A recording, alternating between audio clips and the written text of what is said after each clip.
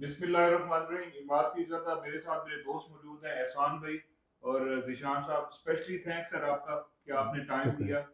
Viewers, last year में अल्हम्दुलिल्लाह जब से हमने रियल एस्टेट में काम शुरू किया, सोशल मीडिया हमारा एक बेहतरीन टूल रहा है जिस पे आप तक डायरेक्ट हमारे व्यूज, हमारी अपडेट्स मिलती रही आपको। आज बेसिकली यहाँ पे बैठने का मकसद ये था कि एक न्यू सेशन स्टार्ट किया जाए, क्योंकि 2024 स्टार्ट हो चुका है और रियल एस्टेट सेक्टर हर दिन की एक नई स्टोरी होती है। उसमें उसमें प्रेडिक्शन जरूर की जाती है, पर हम कोशिश करते हैं कि जेन्युइन प्रेडिक्शन जो है आप तक पहुंचाएं। तो आज एहसान भाई यहाँ पे बैठने का मकसद बेसिकली ये था कि हम अपने व्यूअर्स को, अपने सुनने वालों को बता सके कि 2024 रियल एस्टेट सेक्टर के लिए कितना मुफीद होगा और आप क्या उसके हवाले से प्रेडिक्ट कर सकते हैं। इमाद भाई शुक्रिया आपका।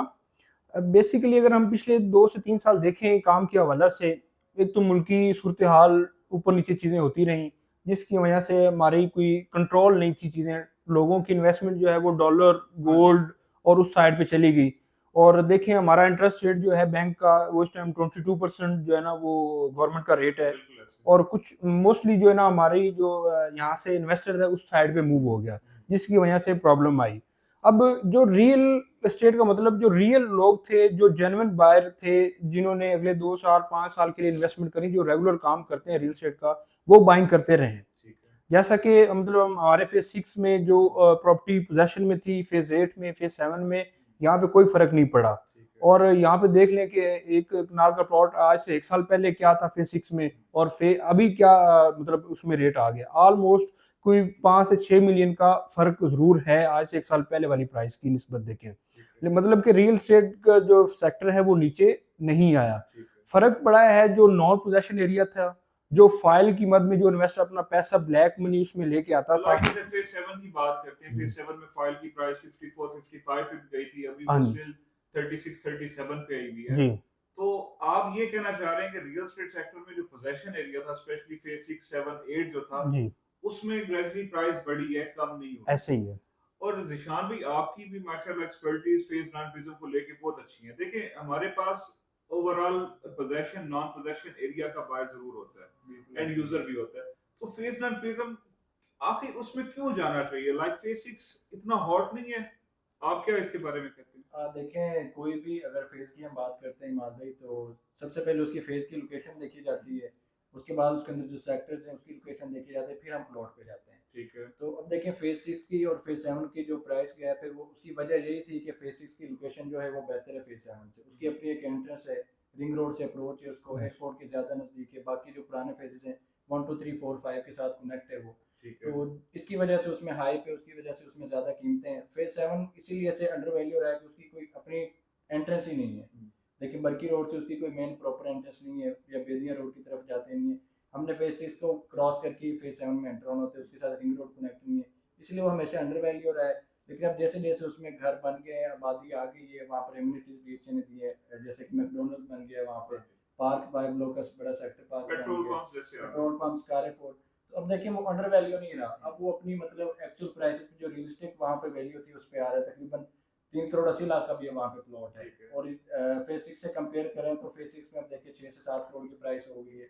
जो जेन्युइन कस्टमर है जिसने घर बनाना है इस टाइम, वो फेज 7 में जाए, उसके लिए बेहतरीन ऑप्शन है फेज 7। वो तमाम एमिनिटीज जो नीचे फेज 6 और 5 को मिल रही हैं, वही एमिनिटीज आप फेज 7 में मिल रही है। निशान भी मैं तो एक बात ऐड करता हूँ कि कुछ लोगों की रिक्वायरमेंट होती है कि भाई हमें 1 साल बाद घर चाहिए। बिल्कुल ऐसे। अब फेज 9 प्रिज्म में ऑलमोस्ट 5 साल तो कहीं नहीं गए, कोई 10-15% आबादी होने में। बिल्कुल ऐसे। मतलब वहाँ पे कमर्शियल एक्टिविटी होगी कुछ तो फिर ही लोग जाएंगे ना। बिल्कुल। तो एक बंदा की रिक्वायरमेंट ही 1 साल बाद है, तो उसका बजट भी फेज 6 का नहीं है। बिल्कुल मतलब ऐसे। वो 6 करोड़ का प्लॉट नहीं बाय कर सकता, तो उसके लिए 4 करोड़ 3.5 की एवरेज में वो फेज 7 में चला जाता है। बिल्कुल ठीक है। अब जो फेज 7 या 6 में फर्क कोई नहीं रह गया, मतलब ऑलमोस्ट साथ साथ लोकेशन है। बिल्कुल ऐसे। मतलब फेज 6 से अगर जाते हुए हार्डली 10 मिनट लगेंगे फेज 7 में। ऐसा में देखें ना, जो फेज 6 के अपर ब्लॉक्स हैं, जी। जो ए बी सी हो गया, सेक्टर जे जहाँ पर अभी हम जी। एमबी पे मौजूद है, यहाँ से अगर हम सेंटर को कंसीडर करें, डिफेंस राया को या जी। गोल्फ कोर्स को या ऐसे। राया मरकज को, तो जो फेज 7 के अपर ब्लॉक्स है, यहाँ से जो डिस्टेंस है फेज 6 से अपर ब्लॉक्स का राया का, इतना ही डिस्टेंस फेज 7 बिल्कुल से है। ऐसे ही है। तो वही एमिनिटीज है दोनों के लिए। वही जी। अगर देखें तो मिड में गोल्फ कोर्स बना है, जी। वो फेज 7 को भी कवर कर रहा है, वो फेज 6 को भी कवर कर रहा है, लेकिन प्राइस का ह्यूज डिफरेंस है 2 अच्छा, से 3 इसके करोड़ का। जो आप पॉइंट, बिल्कुल आपने बहुत वैलिड पॉइंट शेयर किए। देखें व्यूअर्स इस टाइम पे जिसने 2 साल बाद या 3 साल बाद घर बनाना है, उसके लिए नो डाउट फेज 6 भी हॉट है। अगर आज लेगा तो 3 साल बाद बहुत प्राइम लोकेशन होगी। बट प्रिज्म को कंसीडर इस वजह से किया जा सकता है कि प्रिज्म एक मॉडर्न लिविंग स्टाइल होगा, उसके रोड साइज, उसका कमर्शियल और उसकी अप्रोचेज जो स्पेशली रिंग रोड से। देखिए फेज 6 को तो सर एक इंटरचेंज मिल रहा है, बिल्कुल ऐसे ही। ठीक है, बट नाइन प्रिज्म के पास जो ह्यूज अप्रोचेज हैं वो शायद किसी डीएचए के किसी फेज के पास नहीं है, और इवन के स्पेशली फिरोजपुर रोड को जो टच कर रहा है। बिल्कुल आप देखिए डीएच 9 प्रिज्म की तकरीबन 12 से 14 एंट्रेंस है जी और एक रिंग की तरह है, ओवल बिल्कुल शेप का है। उसकी जो प्रॉपर टाउन प्लानिंग की गई है उसमें रिंग रोड से 2 इंटरचेंज दिए गए, बेदिया लिंक रोड से 3 से 4 एंट्रेंस है और डीएचए फेज 9 टाउन से उसकी एंट्रेंस है, फेज 5 एक्सटेंशन से अस्करी 11 से, मतलब उसको हर तरफ से एंट्रेंस है और 150 फीट मेन बुलेवार से तमाम ब्लॉक्स को कनेक्ट किया गया है और इंटरनेशनल लेवल की उसमें एमिनिटीज आ रही हैं। बिल्कुल ऐसे तो इसके उसके मुताबिक अगर देखें जाए तो फ्यूचर के हवाले से अगर देखें तो 9 प्रिज्म बेस्ट ऑप्शन है, ठीक है। जिसमें 3 साल या 5 साल बाद घर बनाना है। अगर हम प्रेजेंट की बात करें तो उसके लिए फेज 7 या फेज 6 से बेहतर कोई ऑप्शन नहीं है।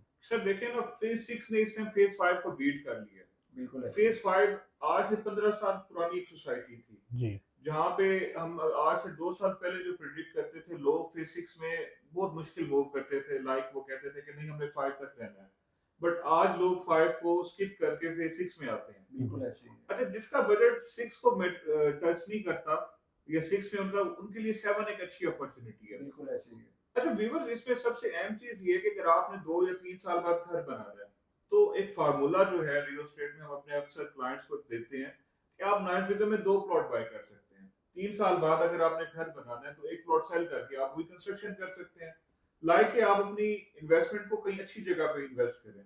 तो यही हमारा आज का मैसेज है।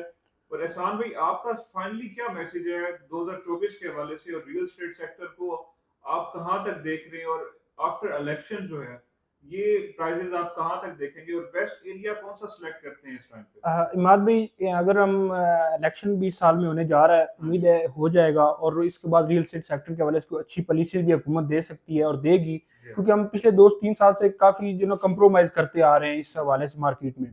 तो ये 2024 जो है ये बहुत अच्छा साल होगा प्रॉपर्टी के हवाले से, और अभी बेस्ट टाइम है बाय करने का।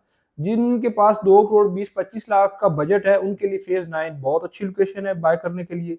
अगर आपका बजट अच्छा है, क्योंकि जो प्राइस इंक्रीज होनी है ना वो कम प्राइस वाली प्रॉपर्टी में पैसे ज्यादा ऐड होंगे।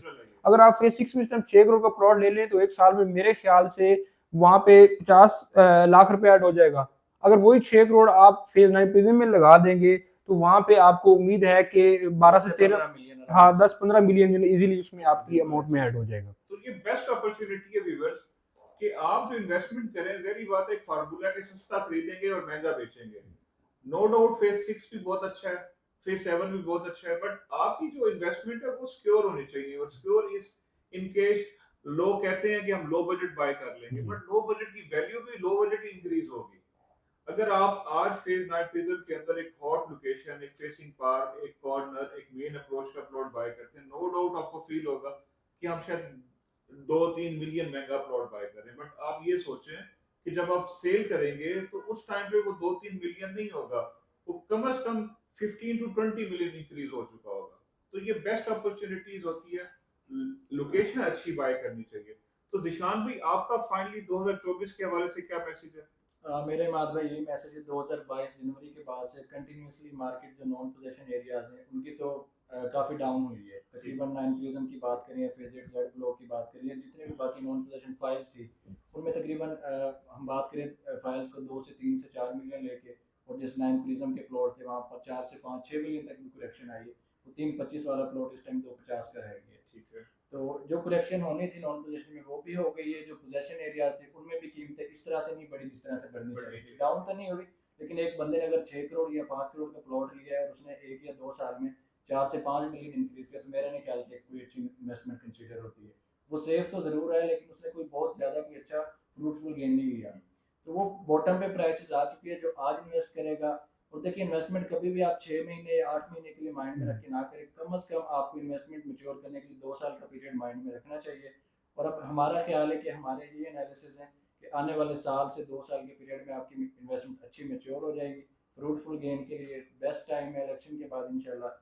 न्यू पॉलिसीज आएंगी, गवर्नमेंट स्टेबिलिटी की तरफ जाएगी, तो ऑटोमेटिकली आपको पता है 2-3 साल मंदा रहता है रियल एस्टेट में, हमेशा से ऐसे चल रहा है, और उसके बाद फिर 2 साल के लिए तेजी आती है। तो अच्छा फ्रूटफुल गेन लेने के लिए यही राइट टाइम है। ये सेलर मार्केट में, ये बायर मार्केट है। अगर आप बेचना चाहते हैं तो आपकी होल्डिंग पावर है, तो अभी आप बेशक इंतजार करें अच्छे गेन के लिए। अगर आप बेचना चाहते हैं तो आप इंतजार करें, अगर कर सकते हैं तो ये जैसा कि हमने पहले बताया कि परचेजर की मार्केट है, आप वेट ना करें मजीद। हो सकता है 2-3-4 महीने बाद ये सिचुएशन ना रहे, आपको पता है अचानक से बूस्ट आता है और कीमतें फिर बहुत ज़्यादा ऊपर चली जाती हैं। तो हमारा यही पैगाम है कि 2024 इंशाल्लाह रियल एस्टेट का साल होगा। Thank you so much, Allah Hafiz.